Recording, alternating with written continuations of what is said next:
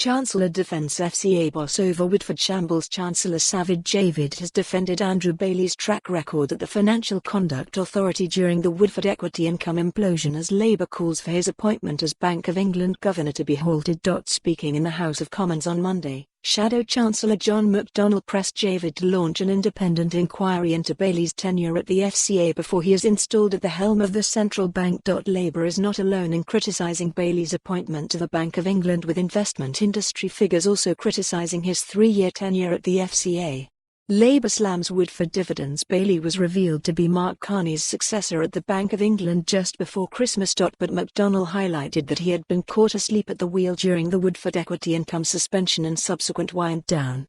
From the filings lodged today at Companies House, it's reported that £13.8 million of dividends were received by Mr Ian Woodford and his chief executive in the lead-up to the crisis that engulfed Woodford Investment Management and affected so many investors deleteriously, he said, getting Neil Woodford's name wrong.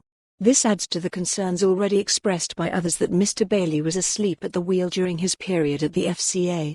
LCF and RBS scandals also highlighted. McDonnell also highlighted problems at London Capital and Finance and RBS.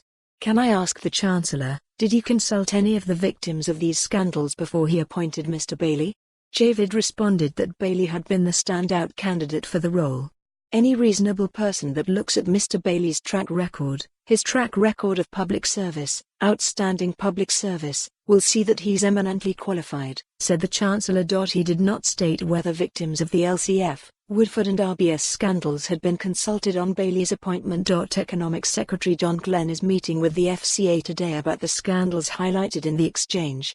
The regulator launched an investigation into the Woodford Equity Income Fund 2 weeks after its suspension in June 2019. For more on this story, visit the news article link.